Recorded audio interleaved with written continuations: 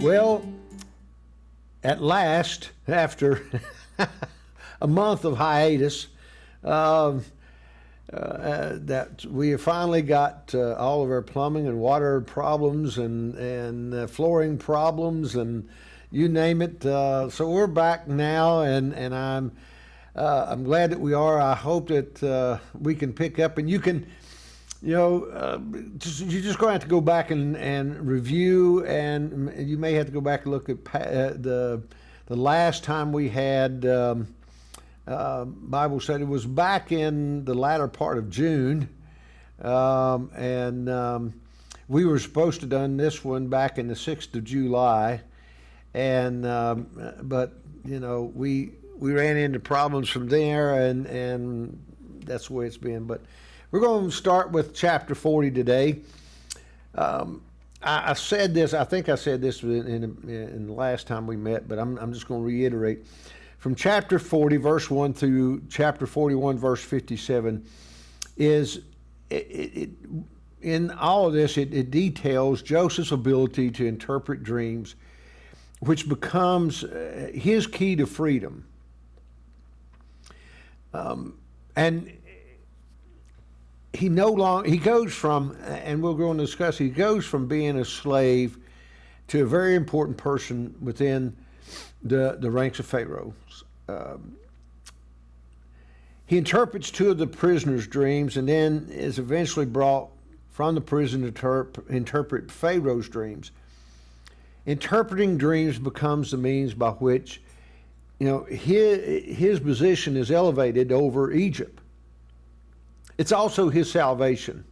But not only his salvation, but the salvation for the multitudes of Egypt, and we might even say the masses of not only Egypt, but surrounding countries, and truly his own people, the people, his brothers who had sold him, they are all going to come into play soon. So, when you read the first 23 verses of chapter 40, and that we're not going to do because you can read, and if you can't call me, I'll come and do a personal reading for you, okay? And so, but to think about that, to begin this chapter, there are three characters.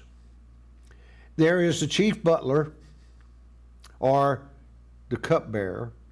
There is the chief baker, and there is Joseph.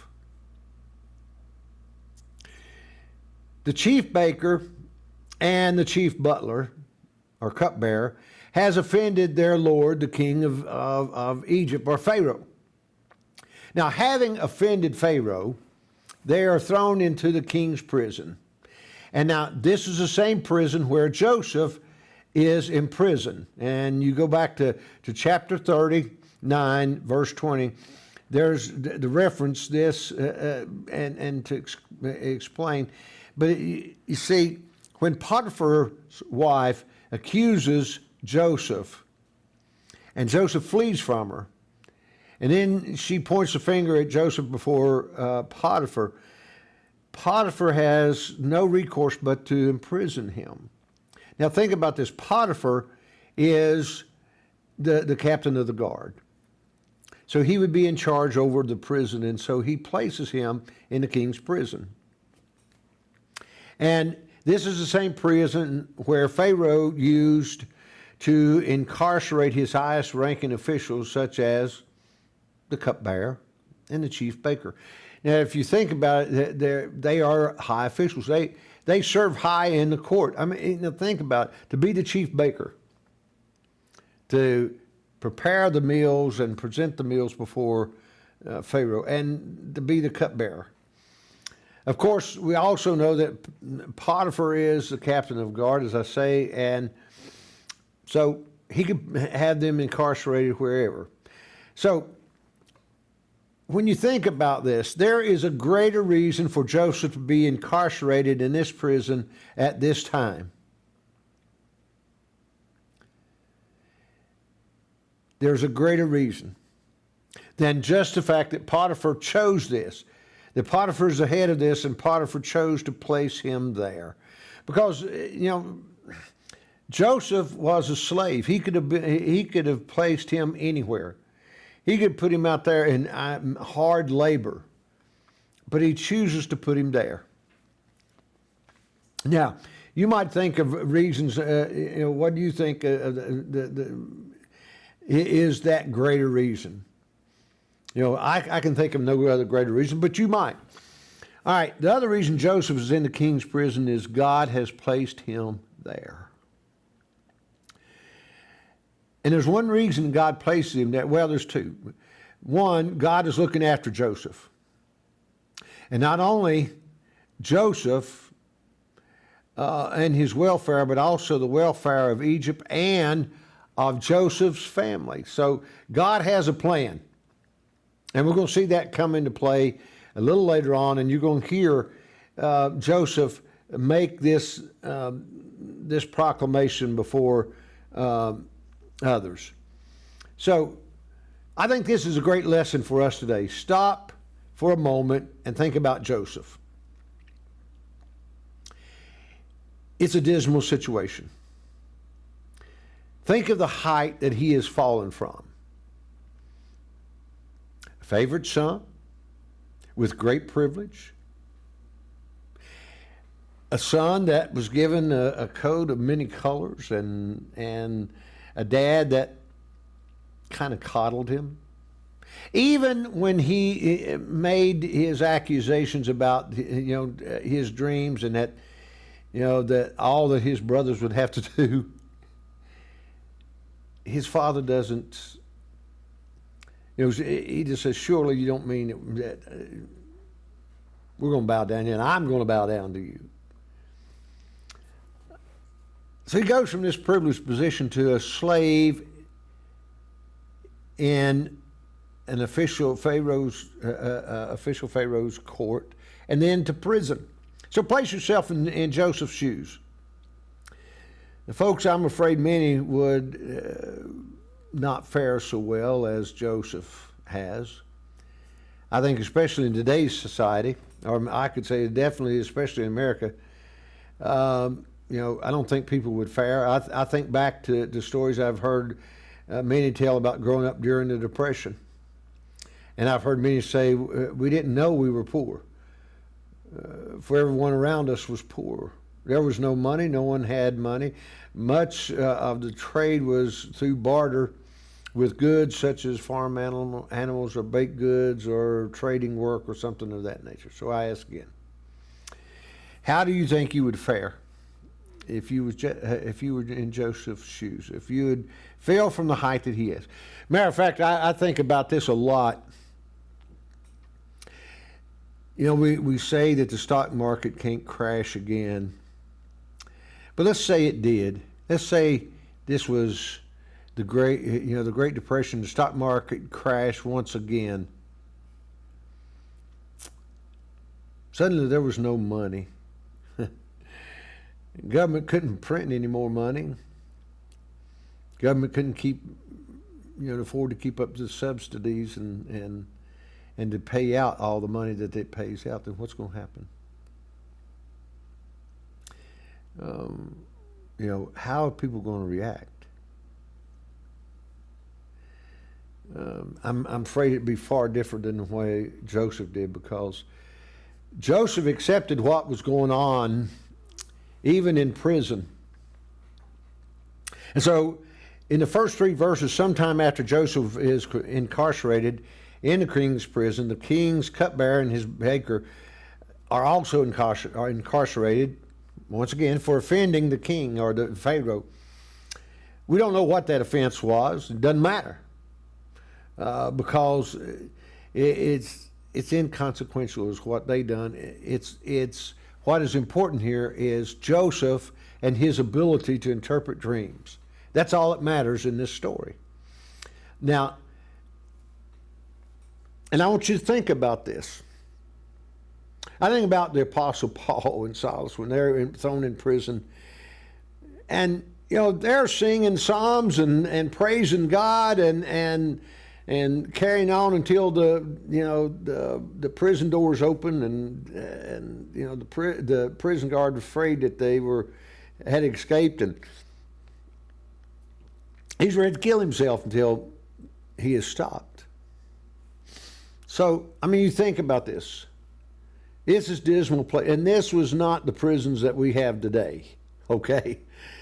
Trust me, they don't have those clean floors and sparkling walls, and they don't have the large TVs and the nice libraries and all that and the weight rooms and all that. It was a pretty dismal, rat-infested place sometimes. So not only are they imprisoned with Joseph, Joseph is in charge with them. In other words, Joseph is there to wait on them. Whoops. So here's our story. From verse 5 to verse 19, the dreams, we have the dreams of the chief bearer and the chief baker. Now, here's the way the story goes. One night, both of the men had a dream, and each has its own meaning. The next morning, Joseph comes in to wait on them and notices their faces downcast in trouble. And when Joseph questions, they reveal that both of them has had a dreams. However, they have no one. There was no one to interpret that dream that they'd had. So Joseph's reply to them was, in verse 8b, do not interpretations belong to God? Please tell them to me. In other words, hey, God's going to give me the interpretation, so tell them to me. So here are the dreams. Now think about this. The dreams of Joseph's youth. When I dreamed that we were in this field and my sheep stood up and your sheaves all bowed down before me. They were simple and their interpretations, they appeared obvious, and although they were not going to come true for quite some time yet, but the dreams of the cupbearer and the baker, chief baker, they're obscure and they need interpretation. The ancient Egyptians believed dreams were encoded revelations, leaving one in need of a specialist in the science of dream interpretations. People today even, they hold to dreams. What does that mean? And they will go and for people to do all kinds of divination and try to interpret the dream. So they come, and Joseph convinced them to tell him the dreams, and Joseph then speaks confidently of God's ability to give the interpretation. Now, I want you to listen to verse 8 just for a second. We both had dreams, they answered, but there is no one to interpret it. Then Joseph said, do not interpretation belong to God? Tell me your dreams. So, they do. Joseph, the cupbearer's dream in the interpretation. Cupbearer tells his dream to Joseph, and Joseph says this is what it means. The 3 branches. He said there's 3 branches, and Joseph said, well, those are 3 days, and within 3 days Pharaoh will lift up your head and restore you to your office, and you shall place Pharaoh's cup in his hand, just as you used to do when you were the cupbearer. In this phrase, in this instance, lift up your head means it is an expression which means to exonerate. So, Joseph asked a favor of the cupbearer. After revealing the interpretation, Joseph asked the cupbearer, when all is back to normal, will you remember me to Pharaoh so that he can get me out of prison? Then he tells the cupbearer that he was stolen out of the land of the Hebrews and he says, and I've done nothing. I'm here, I'm in prison, and I've done nothing to warrant my imprisonment. Well, when the chief baker sees that the cupbearer gets a favorable interpretation, he's more than willing to tell his dream to Joseph. And so he tells his dream to Joseph. However, the interpretation for the baker is not so favorable. And this is what Joseph tells the baker. The 3 baskets are 3 days. And within 3 days, Pharaoh will lift your head from you and hang you on a pole, and the birds will eat the flesh from you. Ouch! Wasn't very favorable at all, was it? So, it was not what the baker wanted to hear. Now, while the lifted up your head meant exoneration for the cupbearer, for the baker it means to be beheaded. Ouch. Same phrase with 2 different meanings. Kind of like some of our English words. All right. When you look at verses 20 through 23, we get the fate, the fate of the cupbearer and the baker. 3 days later, on Pharaoh's birthday, Pharaoh made a feast for all his servants and lifted up the head of the cupbearer and the baker. The cupbearer was restored to his old position, but the baker was hung. The chief bearer, once he was restored to his former position, he didn't give Joseph another thought. The old saying, out of sight, out of mind. He forgot about him until. And this is where we get into chapter 41, the first 36 verses, which is Pharaoh's dream and the interpretation of those dreams by Joseph. So that's, what I've discussed so far has been chapter 40. Chapter 41 then begins with Pharaoh's dream and the interpretation of those dreams. 2 years later, now think about this. 2 years after Joseph has interpreted the cupbearer and the baker's dreams, and those dreams have been, the interpretation been carried out. Old Joseph's still in prison. As I say, out of sight, out of mind, until Pharaoh has 2 dreams. But it only has one meaning. He dreams that he is standing by the Nile when 7 sleek and fat cows come up out of the Nile and they graze in the reed grass. Then 7 other cows, I love this, the way it's interpreted, ugly and thin, came out of the Nile after those and stood by the other cows on the bank of the Nile. The ugly, thin cows ate up the 7 sleek and fat cows. And Pharaoh awakes. Honey, I would have woke up too. But then he falls back asleep and he dreams a second time. And this is the second dream he has. 7 ears of grain, plump and good, were growing on one stalk. Then 7 ears, thin and blighted by the east wind, sprouted. The thin ears swallowed up the 7 plump and full ears.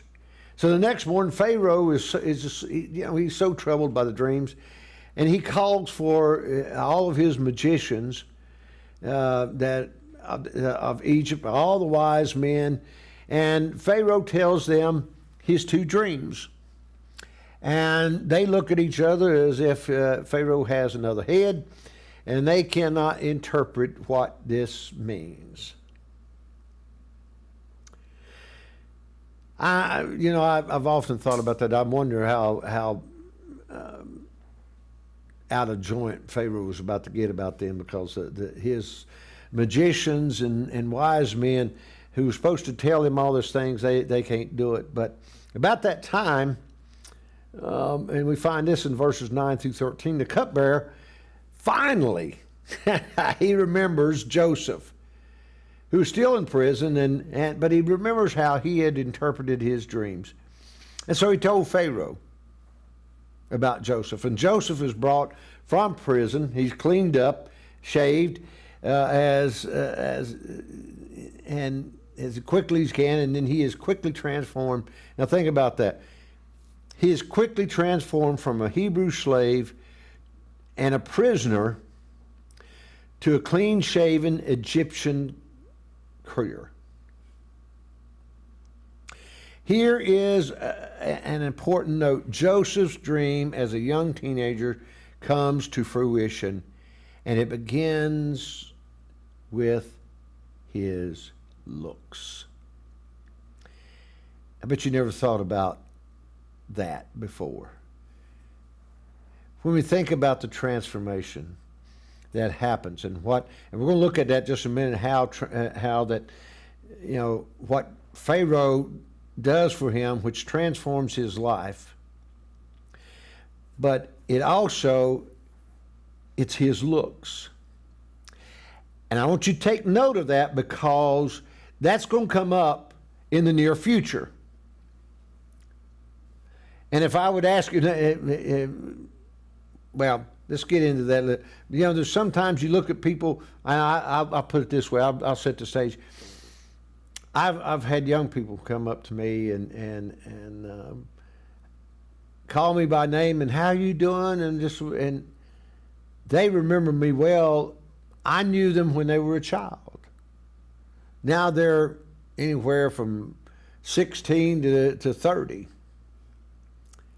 People change. So now you got to think, not only has Joseph matured, but he has been transformed from a slave to an Egyptian courtier. Now,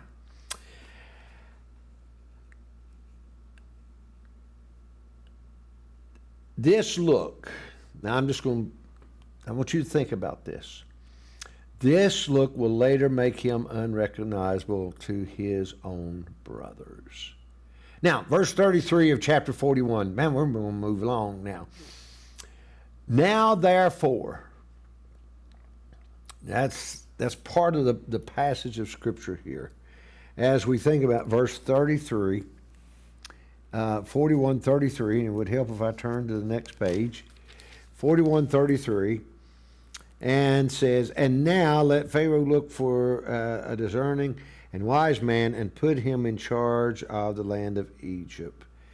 So when you think about this, and now therefore, or now let's do this, turns from predictive prophecy to a proposed food conservation program. See, here's the thing about it. When Joseph is brought before Pharaoh, and Pharaoh asked him about it, and no one else can interpret this, and Joseph said, look, the 7 fat cows and the 7 ears of corn, big fat corn, they're the prosperous years. And so you're going to have 7 years of prosperous time. And then the skinny cows and the corn that like east wind, dried up east wind corn is going to be years of famine. And the proposal is that you store up for those 7 years. People they bring of their crops and they put it into, let Pharaoh build these big grain bins, and they fill them up and with what the people bring. So this proposal, that Joseph makes, it really pleases Pharaoh.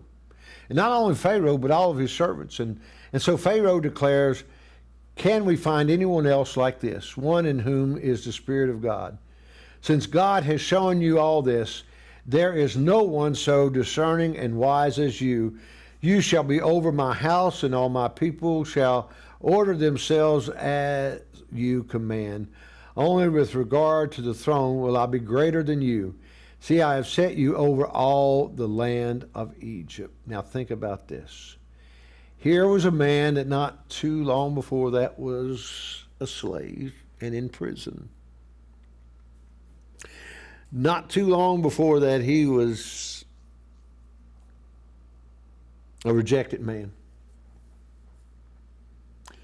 Now, God has placed him in a place where God needs him to be. And Pharaoh removes his signet ring from his hand, puts it on Joseph's hand, arrayed him in garments of fine linen, and put a gold chain around his neck.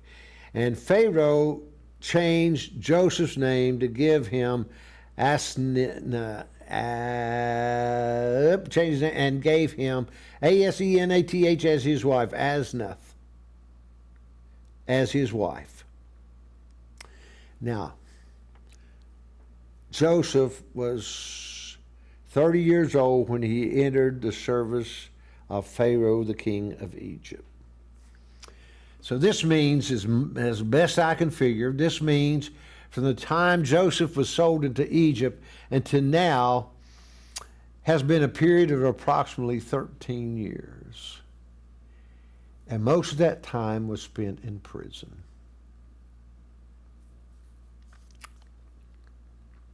Before the famine came, Joseph had two sons.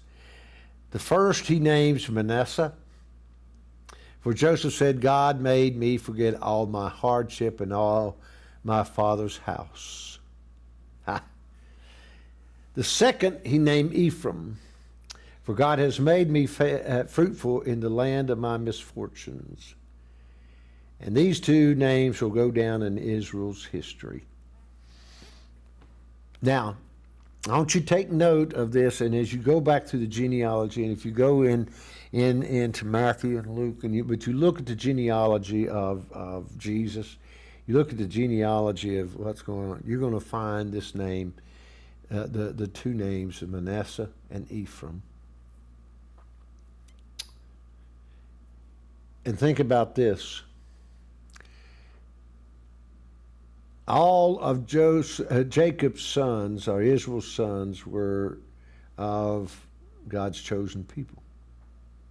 However, out of those 12, two of them are not mentioned because Ephraim and Manasseh takes their place.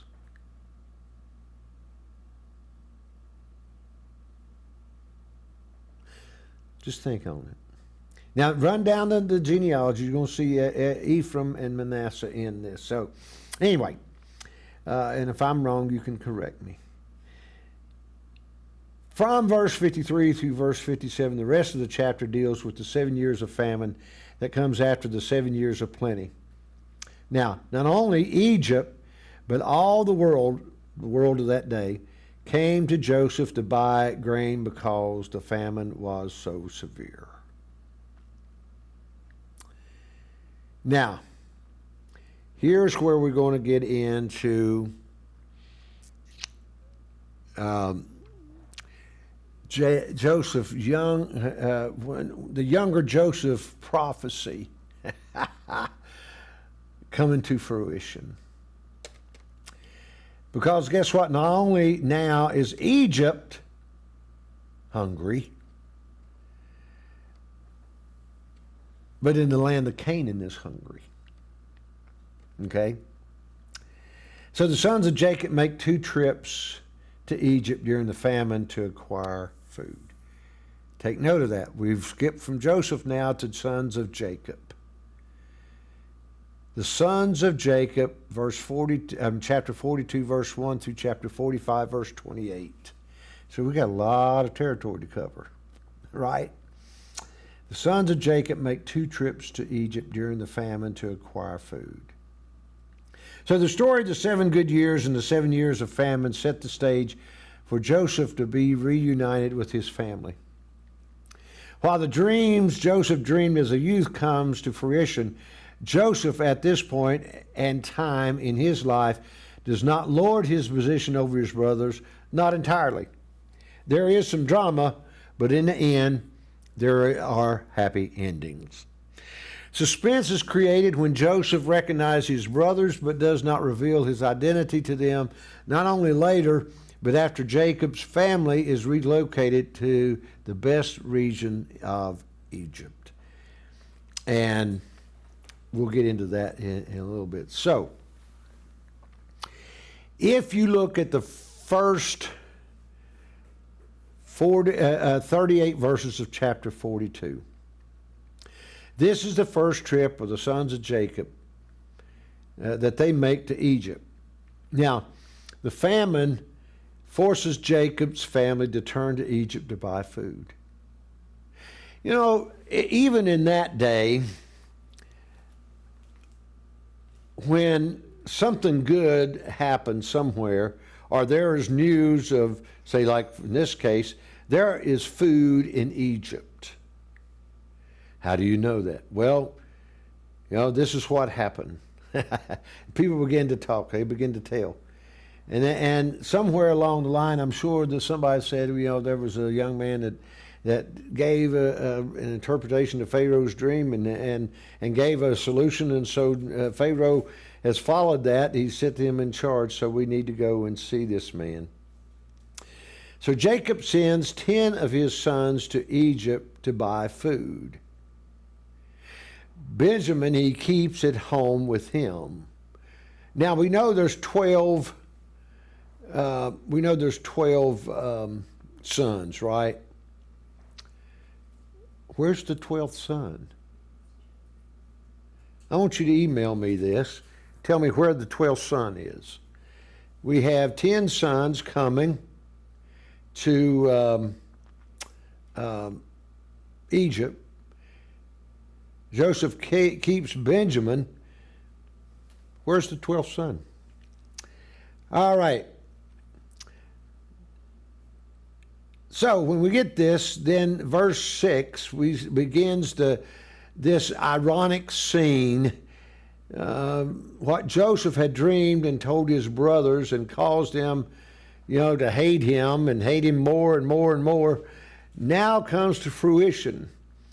When Joseph's brothers come before Joseph, they bow down before him with their faces to the ground. Now, I go back to this is the prophecy. I had a dream, and my chief stood up over your dreams, and your chief bowed down before my chief. Well, you little snot. You know, how dare you, you know, little brother. So anyway, chapter 42, verse 7 through 25, Joseph recognizes them, but they don't recognize him. See what I'm saying about how, now think about his looks. When they saw Joseph last, he was a very young man, 18, 19 years old. He is 13 years older. He is 30 years old. People change. From 18 to 30, they change. But no longer does he have the Jewish haircut, the Hebrew haircut. He now wears the hair, the jewelry, the necklace, the Egyptian garments, and the signet ring and all that goes with that.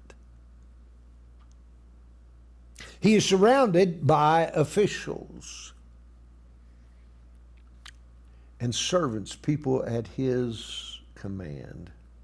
Because you got to remember, there is only one other person in all of Egypt that is higher than Joseph.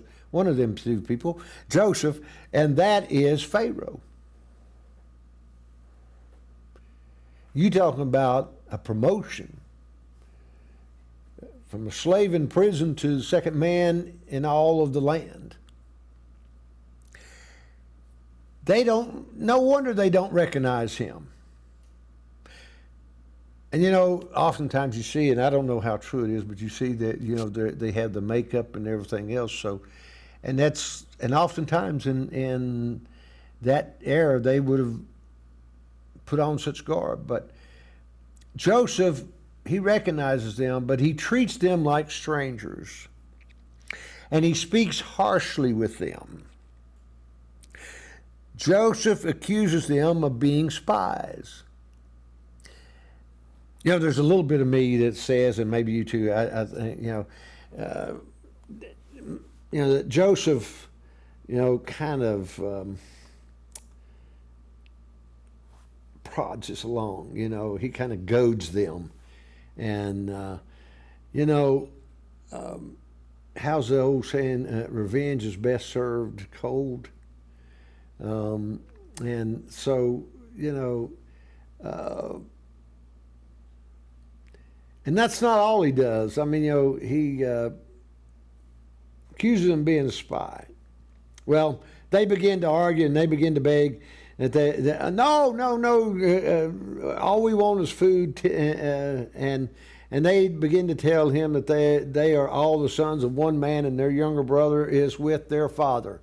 Oops. That's going to come back and bite them. And so then, his brothers claim, hey, look, we are honest men. Isn't that a little ironic? We're honest men. We've never killed a brother, or at least sold him off. We had intentions of killing him, but we thought better, and we sold him into slavery. Well, Joseph could not refute their claim immediately, and he doesn't. I mean, if he did, he'd have to reveal himself, right? So anyway, and then they reply, one is no more. And he implies the 12th one is dead. Now, folks, where's the 12th one?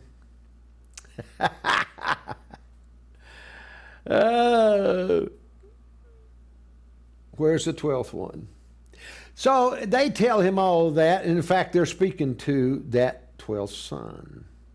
If y'all don't get that, then I'm telling you what, I'm gonna have a sermon for that. Joseph has all but one in prison for 3 days. And he's sending the one to bring Benjamin to him. However, on the 3rd day, he releases them with one catch. Now, instead of just sending the one, he's going to let all of them go. But here's a stipulation. One of the brothers must stay in Egypt, in prison, while the others take grain back to Canaan. And they must then return to bring Benjamin to Joseph. Oh, what a tangled web we weave when first we practice to deceive. Or another better one would be sure your sins will find you out. The brothers have to now deal with their guilt for what they did to Joseph. Joseph's brothers don't realize